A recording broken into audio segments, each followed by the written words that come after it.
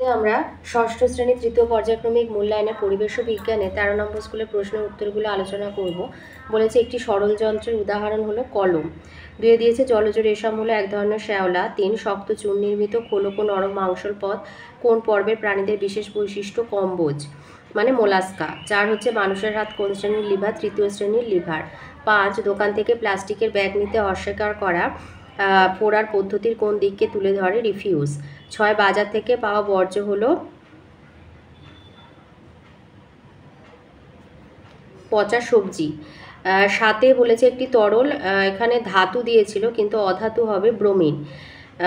তরল অধাতু হলো ব্রোমিন। 8 সোনার চিহ্ন হলো AU। তো 13 স্কুলের এই 7-এরটা একটু তরল অধাতু করে নেবে, হবে ব্রোমিন। 9 দিয়েছে ঘর্ষণ বল গতিশীল বস্তুর গতিকে কমিয়ে দেয়। 10 একটি চৌম্বক পদার্থের উদাহরণ নিকেল। 11 লব্ধ রাশি হচ্ছে আয়তন। 12 আগুন জ্বলতে সাহায্য করে অক্সিজেন। 13 নৌকার হালের কাজ হলো মাছের যে পাখনাটা, মানে হালের কাজ করে যে মাছের পাখনাটা, তা হলো পুচ্ছ পাখনা। 14 বাস্তুতন্ত্রে শক্তির প্রবাহ সর্বদা একমুখী। 15 তড়িৎ পরিবহন করে গ্রাফাইট। 16 একটি জৈব অভঙ্গুর বর্জ্য পদার্থের উদাহরণ ইনজেকশনের সিরিঞ্জ। 17 ফাইলেরিয়া রোগে জীবাণু ছড়ায় কিউলেক্স মশা। 18 বাংলার কীটপতঙ্গ বইটির লেখক হলো গোপালচন্দ্র ভট্টাচার্য। 19 কাণ্ড দুর্বল নরম রসালো শাখাহীন উদ্ভিদদের বলে বিরুৎ। 20 স্ক্রুয়ের গায়ে যে ধাতব প্যাঁচ থাকে তা আসলে একটি নততল। 21 উইপোকার প্রধান খাদ্য হচ্ছে সেলুলোজ। 2 আছে এক কথায় উত্তর দাও। আইতে আছে ঠিক না ভুল লেখো। কপিকল বল প্রয়োগের দিককে ঠিক উল্টো করে দেয়, ঠিক। 2 আম পাতায় জালের মতো শিরাবিন্যাস দেখা যায়, এই ধরনের শিরাবিন্যাসকে বলে জালিকাকার শিরাবিন্যাস। 3 কোন প্রকৃতির পিঁপড়েরা অনবরত বাসা বদল করে, যাযাবর পিঁপড়েরা। 4 চটের তৈরি ব্যাগ কোন ধরনের বর্জ্য পদার্থ, জৈব ভঙ্গুর বর্জ্য পদার্থ। 5 অক্সিজেনের উপস্থিতিতে ম্যাগনেসিয়াম ফিতার দহনে কোন যৌগ উৎপন্ন হয়, ম্যাগনেসিয়াম অক্সাইড। 6 একটি নিষ্ক্রিয় গ্যাসের নাম হিলিয়াম। 7 তারাবাজি পোড়ালে কোন শক্তি কোন শক্তিতে রূপান্তরিত হয়। তাহলে তারাবাজি পোড়ালে রাসায়নিক শক্তি তাপ ও আলোক শক্তিতে পরিবর্তিত হয়। 8 কোন যন্ত্রের সাহায্যে উদ্ভিদের বৃদ্ধি পরিমাপ করা হয়, অক্সানোমিটার। 9 ঠিক না ভুল লেখো। ধানের খোসা ছাড়ালে 2টি বীজপত্র পাওয়া যায়, ভুল। 10 বেমানান খুঁজে বের করো, পোলিও।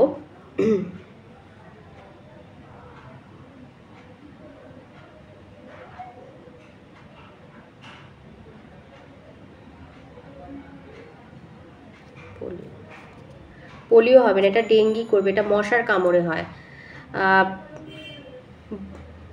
11 10 হচ্ছে ওটা, তাহলে ডেঙ্গি হবে। 11 তোমার বাড়িতে তৈরি হয় একটি জৈব অভঙ্গুর বর্জ্য পদার্থের নাম লেখো। জৈব ভঙ্গুর হচ্ছে তোমার আনাজের খোসা।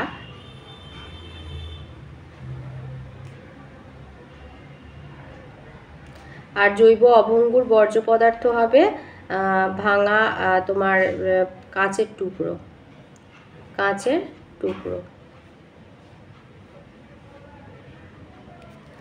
12 আছে সৌর কুকার চালু করা হলে কোন শক্তি কোন শক্তিতে রূপান্তরিত হয়, আলোক শক্তি তাপ শক্তিতে রূপান্তরিত হয়। 3 আছে শূন্যস্থান পূরণ করো। আয় হবে সারা বছরের সৌরদিন যোগ করে যোগফলকে 365 দিয়ে ভাগ করে আমরা পাই গড় সৌরদিন। 2 হচ্ছে দ্রবণ থেকে কঠিন পদার্থে কেলাস তৈরির পদ্ধতিকে কেলাসন বলে। 3 দ্বিতীয় শ্রেণীর লিভারে আলম্বার বলের মাঝামাঝি জায়গায় বাঁধা থাকে। আর 4 রেডিও নব আসলে চক্র আর অক্ষদণ্ডের উদাহরণ। 4 আইতে আছে গুপ্তবীজি আর ব্যক্তবীজির মধ্যে 2টি পার্থক্য লেখো। গুপ্তবীজি আর ব্যক্তবীজি। ব্যক্তবীজি হচ্ছে গুল্ম বা বৃক্ষজাতীয় বহুবর্ষজীবী, আর গুপ্তবীজি হচ্ছে বিরুৎ গুল্ম বৃক্ষজাতীয় এবং একবর্ষ ও দ্বিবর্ষ বহুবর্ষজীবী। ব্যক্তবীজিতে প্রকৃত ফুল উৎপন্ন হয় না। গুপ্তবীজিতে 4টে স্তবক থাকে, ফুলে বৃতি দলমণ্ডল পুংস্তবক স্ত্রীস্তবক যুক্ত হয়ে প্রকৃত ফুল উৎপন্ন হয়। ব্যক্তবীজিতে ফল গঠিত হয় না, গুপ্তবীজিতে ফল গঠিত হয়। ব্যক্তবীজির বীজ নগ্ন ফলের মধ্যে আবদ্ধ থাকে না, গুপ্তবীজিতে বীজ ফলের মধ্যে আবদ্ধ থাকে। ব্যক্তবীজির বীজপত্র 2-এর বেশি হয়, গুপ্তবীজিতে 1টি বা 2টি হয়। ব্যক্তবীজির উদাহরণ পাইনাস সাইকাস, আর গুপ্তবীজি ধান গম আম বটগাছ। 2 দিয়েছে যন্ত্রের নিয়মিত পরিচর্যার 2টি উপায় লেখো। লিখবে যন্ত্রের যে অংশ চলমান বা ঘূর্ণায়মান সেই অংশে ঘর্ষণ বেশি হয়, ফলে সেই অংশ দ্রুত ক্ষয় হতে থাকে, তাই ঘর্ষণ কমাতে ওই অংশে পিচ্ছিল তেল বা গ্রিজ লাগানো উচিত। 2 হচ্ছে লোহার তৈরি যন্ত্র বা যন্ত্রাংশ জলীয় বাষ্পের হাত থেকে রক্ষা করা দরকার, তা না হলে মরচে বা জং ধরে তা ক্ষতিগ্রস্ত হবে। তেল রং বা সিনথেটিক এনামেল করেও মরিচার হাত থেকে লোহার যন্ত্র বা যন্ত্রাংশকে রক্ষা করা যায়। আর 3 কাজের পর যন্ত্রকে নিয়মিত পরিষ্কার রাখা দরকার। 3 দিয়েছে শত্রুর দেহে হুল ফোটানোর পরে শ্রমিক মৌমাছিরা বাঁচে না কেন? শত্রু দেহে হুল ফোটানোর পর শ্রমিক মৌমাছিরা বাঁচে না কেন? শ্রমিক মৌমাছির উদরের শেষ প্রান্তে হুল অবস্থিত। এর একদিকে খাঁজ কাটা এবং অন্যদিকে এমনভাবে মৌমাছির পেটের কাছে আটকানো থাকে যে শত্রু দেহে একবার হুল দিয়ে দংশন করলে তা ছিঁড়ে শত্রুর দেহেই আটকে যায়, ফলে শ্রমিক মৌমাছির মৃত্যু হয়। 4 দিয়েছে প্লাস্টিক কী কী কারণে পরিবেশের পক্ষে ক্ষতিকর? প্লাস্টিক কিভাবে পরিবেশের ক্ষতি করে? 1 হচ্ছে প্লাস্টিক মাটিতে মেশে না, ফলে জমতে থাকে এবং মাটির উর্বরতা কমে যায় ও বৃষ্টির জলকে মাটির নিচে চুইয়ে যেতে বাধা দেয়, ফলে মাটির নিচে স্বাভাবিক জলস্তর নেমে যায়। 2 হচ্ছে প্লাস্টিক জল নিকাশি ব্যবস্থাকে বন্ধ করে দেয়, ফলে বর্ষাকালে রাস্তায় জল জমে। 3 ঘাস পাতার সঙ্গে গবাদি পশুরা প্লাস্টিক খেলে তাদের পেটের গণ্ডগোল দেখা দেয়। 4 জলাশয়ে জমা প্লাস্টিক মাছ, কচ্ছপ প্রভৃতি প্রাণীদের মৃত্যু ঘটায়। 5 প্লাস্টিক পোড়ালে বিষাক্ত ডাইঅক্সিন গ্যাস সৃষ্টি হয়, যা ক্যান্সারের কারণ। 5 দিয়েছে পরিস্রাবণ কাকে বলে? পরিস্রাবণ কাকে বলে এটা লিখবে যে প্রক্রিয়ার সাহায্যে কোনো তরলে অদ্রবীভূত ভারী কঠিন পদার্থের সূক্ষ্ম কণাগুলিকে ফিল্টার কাগজের মাধ্যমে পৃথক করা হয়, সেই পদ্ধতিকে পরিস্রাবণ পদ্ধতি বলে। 6 দিয়েছে জলের মধ্যে তড়িৎ পাঠিয়ে যে দুটি মৌল পাওয়া যায় তাদের নাম হাইড্রোজেন আর অক্সিজেন। 7 এসআইতে বলের একক হচ্ছে নিউটন, আর পৃথিবীতে সমস্ত শক্তির মূল উৎস সূর্য। এসআইতে বলের একক নিউটন। 8 দিয়েছে খাদ্য জল শব্দচিত্রের মাধ্যমে দেখাও। তো এটা তোমাদের এই যে রায়মার্টিনে 187 পেজে এখানে এই যে তৃণভূমির খাদ্য জলের উদাহরণ দাও, এই রয়েছে এই যে শব্দচিত্রের মাধ্যমে, মানে এইভাবে দেখাবে, এই ছবিটা তুলে দেবে, এই যে তৃণভূমির খাদ্য জল বলে নিচে লিখে দেবে। 9 দিয়েছে জীববৈচিত্র্য কী? জীববৈচিত্র্য কি? জীবমণ্ডলের বিভিন্ন প্রকার পরিবেশে, মানে বনভূমি, তৃণভূমি, মরুভূমি, সমুদ্র, নদী প্রভৃতিতে বসবাসকারী বিভিন্ন শ্রেণীর উদ্ভিদ, প্রাণী এবং আণুবীক্ষণিক জীবের মধ্যে যে বিভিন্নতা বা বৈচিত্র্যতা দেখা যায় তাকে এক কথায় জীববৈচিত্র্য বা বায়োডাইভার্সিটি বলে।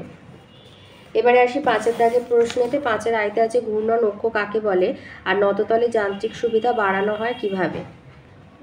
লিখবে চক্র এবং অক্ষদণ্ড উভয় তাদের সাধারণ কেন্দ্রগামী একটি স্থির অক্ষকে কেন্দ্র করে অবাধে ঘুরতে পারে, এই অক্ষকে ঘূর্ণন অক্ষ বলে। আর নততলের যান্ত্রিক সুবিধা বাড়ানো হয় কিভাবে? লিখবে নততলে যান্ত্রিক সুবিধা তার ভূমিস্থ সূক্ষ্ম কোণ বা ভূমি ও নততলের মাঝের কোণের উপরে নির্ভর করে। নততলে নতিকোণের মান সরাসরি তলের উচ্চতা এবং দৈর্ঘ্যের অনুপাতের উপরে নির্ভরশীল। নতকোণের মান বৃদ্ধি পেলে নততলের উচ্চতা বেড়ে যাবে। নততলে যান্ত্রিক সুবিধা সমান দৈর্ঘ্য বাই নততলের উচ্চতা। এই সম্পর্ক থেকে বলা যায় উচ্চতা বাড়লে নততলে যান্ত্রিক সুবিধা কমে যাবে। তাই নততলের উচ্চতা যত কম হবে ভূমিস্থ কোণ এবং সেই সঙ্গে তলের খাড়াই তত কমবে, ফলে নততলে যান্ত্রিক সুবিধা বেশি হবে। তার মানে নততলের উচ্চতা কমিয়ে এবং ভূমিস্থ কোণের মান কমিয়ে নততলে যান্ত্রিক সুবিধা বাড়ানো যায়। 5 2 নম্বর প্রশ্ন বলেছে প্রজাতি কাকে বলে আর মানুষের বিজ্ঞানসম্মত নাম কি? মানুষের বিজ্ঞানসম্মত নাম হচ্ছে হোমো স্যাপিয়েন্স।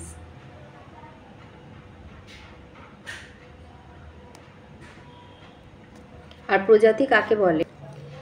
প্রজাতি কাকে বলে লিখবে একই রকম বাহ্যিক ও অভ্যন্তরীণ বৈশিষ্ট্যযুক্ত জীবগুলিকে মিলিতভাবে যে ক্ষুদ্র জীবগোষ্ঠী গঠন করে তাকে প্রজাতি বা স্পিসিস বলে। 3 দিয়েছে তিমিরা কখনোই পুরোপুরি ঘুমায় না কেন আর তিমির গায়ের কোন অংশে লোম থাকে? তাহলে 5 3 নম্বর প্রশ্ন। প্রথম প্রশ্ন তিমিরা কখনোই পুরোপুরি ঘুমায় না কেন, এই উত্তরটা লিখবে যে তিমিরা জলে বাস করলেও তাদের শ্বাসঙ্গ হচ্ছে ফুসফুস, তাদের জলের ওপরে উঠে এসে শ্বাস নিতে হয়, এই জন্য তিমিরা কখনোই পুরোপুরি ঘুমায় না। এমনকি যখন তারা বিশ্রাম নেয় তখনও তাদের মস্তিষ্কের একটা অংশ ঘুমালেও অন্য অংশ জেগে থাকে।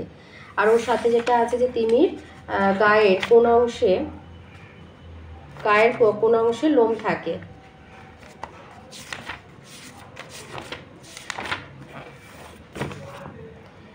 লিখবে তিমির মাথার সামনে নাকের জায়গায় কিছুটা অংশে লোম দেখা যায়। তাহলে তিমির মাথার সামনে, এই যে মাথার সামনে নাকের জায়গায় কিছুটা অংশে লোম দেখা যায়।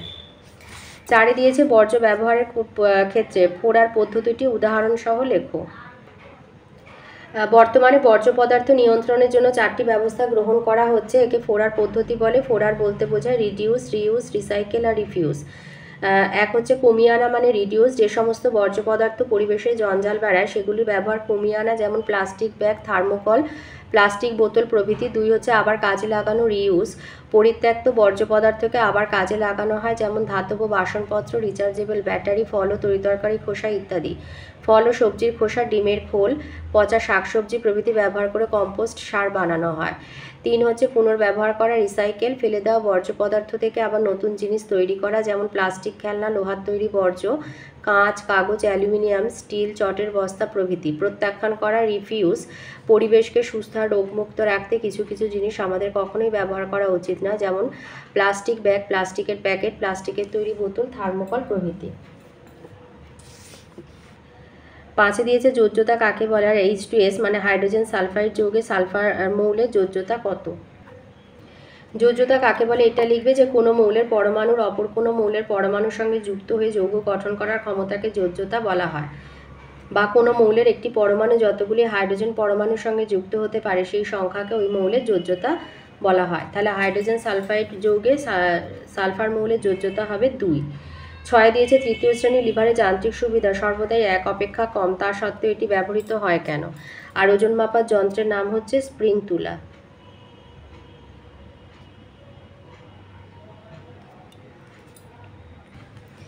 এই উত্তরটা লিখবে তৃতীয় শ্রেণীর লিভারে যান্ত্রিক সুবিধা সর্বদাই 1 অপেক্ষা কম, তা সত্ত্বেও এটি ব্যবহৃত হয় কেন এটা লিখবে। তৃতীয় শ্রেণীর লিভারে যান্ত্রিক সুবিধা W/P সমান AC/BC, এই ছবিটা আঁকবে আর এটা লিখবে। তৃতীয় শ্রেণীর লিভারের বলবাহু এসি সর্বদাই ভারবাহু বিসি অপেক্ষা ছোট হয়, তাই যান্ত্রিক সুবিধা <1 হয়, 1-এর থেকে কম, অর্থাৎ তৃতীয় শ্রেণীর লিভারে যান্ত্রিক সুবিধা সর্বদাই 1 অপেক্ষা কম, তাই এক্ষেত্রে বেশি বল প্রয়োগ করে অল্প ভার তোলা যায়। এরপরে লিখবে যে তার সত্ত্বেও এটা ব্যবহৃত হয় কেন। 1 হচ্ছে কোনো কোনো সময় ভারী বস্তু তোলার জন্য সরাসরি বল প্রয়োগের সুবিধা থাকে না। 2 হচ্ছে কিছু কিছু ক্ষেত্রে প্রথম আর দ্বিতীয় শ্রেণীর লিভার ব্যবহার করার উপায় থাকে না। 3 যান্ত্রিক সুবিধা 1-এর কম হয়, তৃতীয় শ্রেণীর লিভারে ভারের সরণ সব থেকে বেশি হয়, তাই ভারের অধিক সরণ ঘটানোর প্রয়োজনে তৃতীয় শ্রেণীর লিভার যেমন ক্রেন ব্যবহার করা হয়। 7 দিয়েছে স্থিতিশক্তি আর গতিশক্তির মধ্যে পার্থক্য কী, আর বলেছে পরিশ্রম করলে আমাদের দেহ থেকে যে শক্তি খরচ হয় তা আমরা কোথা থেকে পাই, তা আমরা খাদ্য থেকে পাই। আর স্থিতিশক্তি গতিশক্তির পার্থক্য। স্থিতিশক্তি হচ্ছে অবস্থান বা আকৃতি পরিবর্তনের জন্য কোনো বস্তুতে কাজ করার যে সামর্থ্য জন্মায় তাকে স্থিতিশক্তি বলে, আর গতির জন্য কোনো বস্তুতে কাজ করার যে সামর্থ্য জন্মায় তাকে গতিশক্তি বলা হয়। আর নির্ভরশীলতা হচ্ছে অবস্থান বা আকৃতি যত বেশি পরিবর্তিত হয় তত বেশি স্থিতিশক্তি সঞ্চিত হয়, গতিবেগ যত বাড়ে তত বেশি গতিশক্তি সঞ্চিত হয়। উদাহরণ, 1 টুকরো পাথরকে অনেক উঁচুতে তুলে দিলে তার মধ্যে স্থিতিশক্তি সঞ্চিত হয়, আর গতিশীল কোনো গাড়ির মধ্যে গতিশক্তি সঞ্চিত হয়। 8 বলেছে লিন্ডেম্যানের 10% সূত্রটি লেখো। আয়তক্ষেত্রে ক্ষেত্রফলের সূত্রটি হচ্ছে দৈর্ঘ্য গুণ প্রস্থ। আর লিন্ডেম্যানের 10% সূত্র, লিন্ডেম্যানের 10% সূত্র এটা লিখবে যে প্রতিটি ট্রফিক লেভেলে গৃহীত শক্তির প্রায় 10% ওই পুষ্টি স্তরে জীবদের দেহ গঠনের কাজে লাগে, যা পরবর্তী ট্রফিক লেভেলে জীবরা গ্রহণ করতে পারে। 9 বলেছে আন্তর্জাতিক প্রমাণ মিটার কাকে বলে, লব্ধ একক কাকে বলে, উদাহরণ সহ লেখো।